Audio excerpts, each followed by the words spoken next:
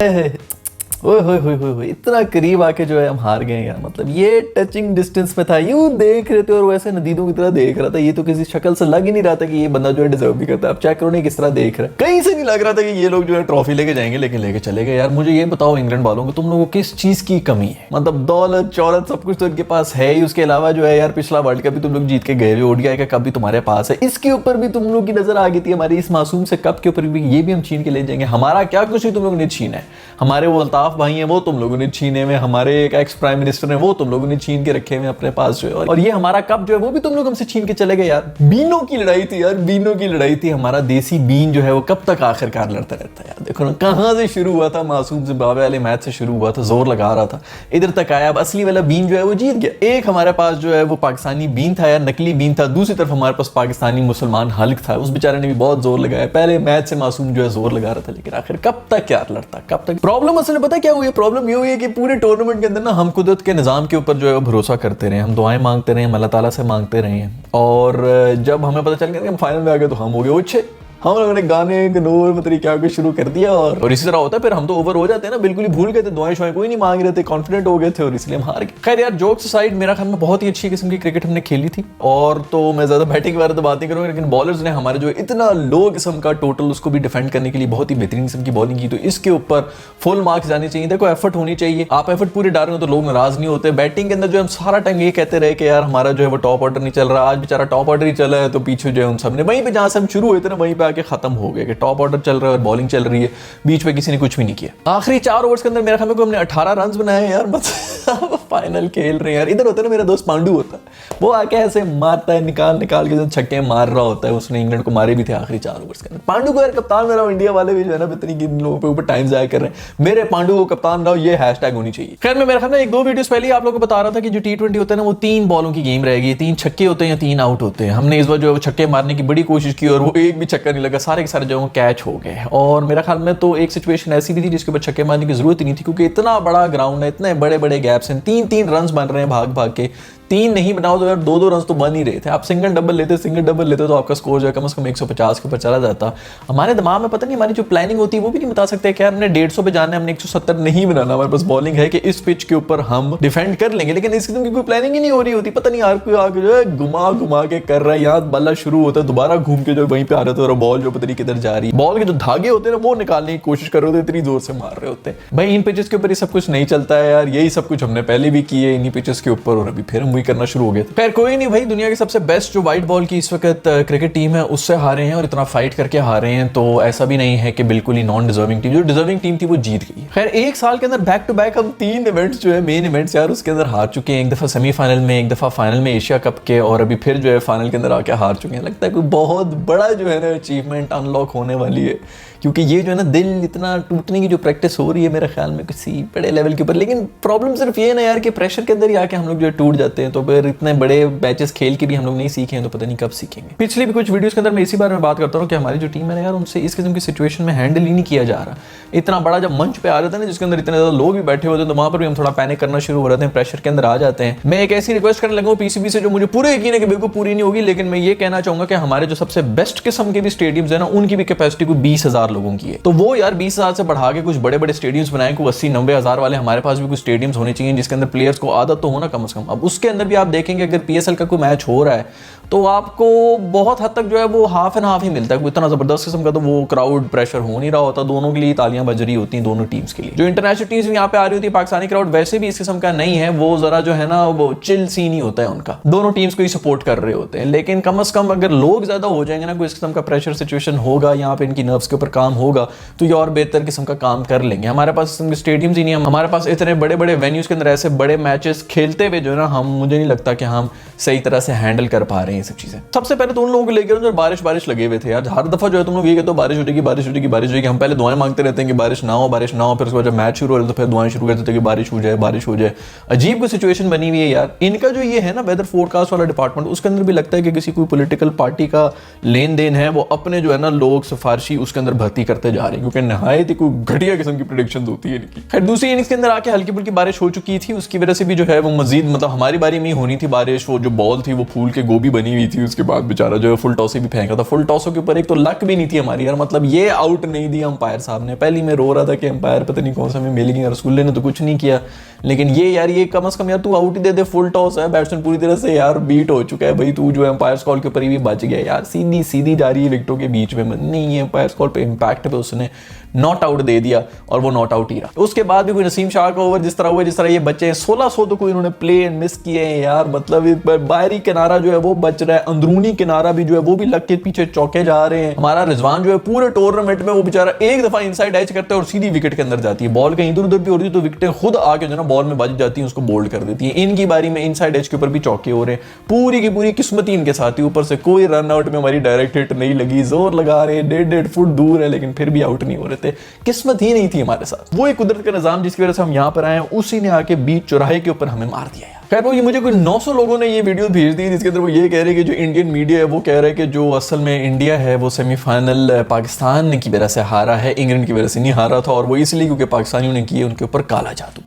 फिर ऐसा क्या हो गया कि इंग्लैंड का एक भी विकेट नहीं गिरा पाई भारतीय टीम? दरअसल इसके पीछे कोई और वजह नहीं थी, पाकिस्तान के काले जादू की वजह से हार गई भारतीय टीम। पाकिस्तान ने बंगाली टोना के जरिए भारतीय टीम को हरवा दिया। ये बात सुनने में जरूर अटपटी लगती है, लेकिन पाकिस्तान में चर्चा जोरों पर है। भाई इन्होंने बहुत बड़ा हमारा जो है वो राज फाश कर दिया है। बाकी इधर जो है काला जादू कुछ थोड़ा ज्यादा ही होना शुरू हो गया, हर गली मोहल्ले में एक बंदा बैठा हुआ है। शुक्र है कि इन तक मेरी वीडियोस नहीं पहुंची जिसके अंदर मैं प्रेडिक्शंस करता रहा हूं और वो सारी पूरी होती ही नहीं, तो उन्होंने कहना कि कंफर्म भाई ये तो काला जादू का, ये बुकियों ने हराया, ये बंदा खुद बुकी है और इसने पहले से ही सारा स्क्रिप्ट लिखा हुआ है और वही सब कुछ हो रहा है। खैर क्या कोई कमजोर किस्म का काला जादू था हमारा यार, जिनके ऊपर करना था उनके ऊपर तो हमने किया नहीं। खैर सारा टाइम 92 करते रहे यार, और हम इसी चीज के इंतजार कर रहे थे कि कब वो 92 वाला ओवर आएगा, क्योंकि उसमें भी यही हुआ था कि इसी तरह वो चेस करते हुए जा रहे थे इंग्लैंड वाले, और फिर वसीम अकरम का ओवर आया था जिसने ऊपर तले जो है वो 2 विकेटें ले ली थी, तो उसी ओवर का इंतजार कर रहे थे। और जिस बॉलर ने वो ओवर कराना था यानी कि शाहीन शाह, उसके ऊपर जब बारी आई तो वो बेचारा जो है वो इंजर होकर निकल गया है यार।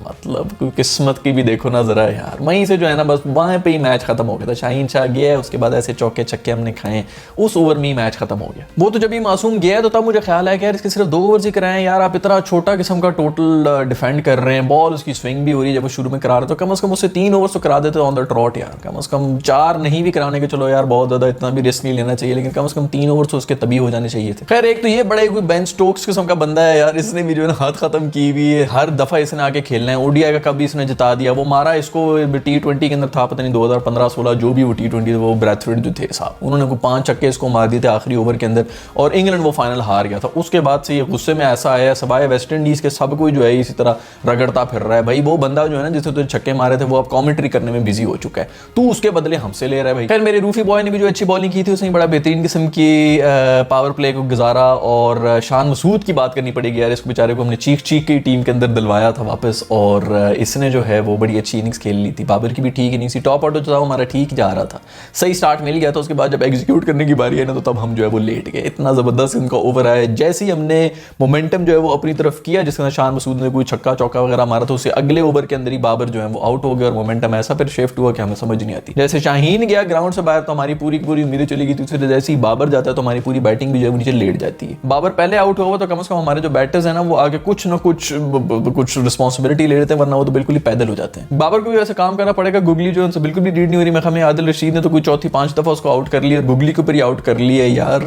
मतलब कोई बंदा ही लगा दो इसके ऊपर जो कि कम से कम उसको गुगलियां कराता रहे, उसको थोड़ी प्रैक्टिस ही करा दे। खैर जो शाहीन की इंजरी हुई है, शुक्र है कि हम सब जो है वो बड़ी ही एक दो इस वक्त होता है ना कि काफी कनेक्टेड है, फैंस जो है उनको सारी खबरों के बारे में पता होता है। ऐसा नहीं है कि जो बस वो वहां से ड्रेसिंग रूम से कोई खबर आ गई और कोई एक न्यूज चैनल ने बता दिया तो आपको पता ही कुछ नहीं। अब इन्फॉर्मेशन का दौर है तो इसके अंदर हर चीज जो है वो सामने हुई हुई थी, इसलिए हमें पता था कि कब से वो इंजरी उसकी चल रही है, कब से उसको स्ट्रगल कर रहा था, और उसके बाद जो किसी ने बात नहीं की। बट अगर यही हरकत 90s में किसी स्टार ने की होती हमारे कि इतने क्रूशल लेवल के ऊपर जो है वो ग्राउंड छोड़ के चला जाता तो सब लोगों ने कहता कि भाई फिक्सिंग होगी, बाहर से पर्ची आ गई, इसके कान में कुछ कह दिया, जो कि हमारे बेचारे कुछ ऐसे लेजेंड्स गुजरे हैं जिनके ऊपर ऐसे ऐसे इल्जाम लगे हुए, हमें नहीं पता कि वो सच है कि झूठ है, लेकिन पूरा का पूरा पाकिस्तान मानता है कि वो सच है। खैर बॉलर से बड़ी जबरदस्त किस्म की परफॉर्मेंस दी है, लेकिन सबसे जो बेहतरीन किस्म की परफॉर्मेंस दी है वो ये नंगी तारों वाला करंट वाला सैम करंट है यार। इसने आके जो है वो हादी की हुई थी, हम जो है 92 करते रहे कि वसीम अकरम, 92 का वसीम अकरम तो ये बना हुआ था, मैन ऑफ द मैच भी ये बन गया, मैन ऑफ द टूर्नामेंट भी यही बना। खैर सैम करन जो है वो ये भी लगा था कि हमें बहुत से इंडियंस जो है वो सपोर्ट कर रहे होंगे फाइनल के अंदर, और वो बिल्कुल सही भी हो गया। जितने भी जो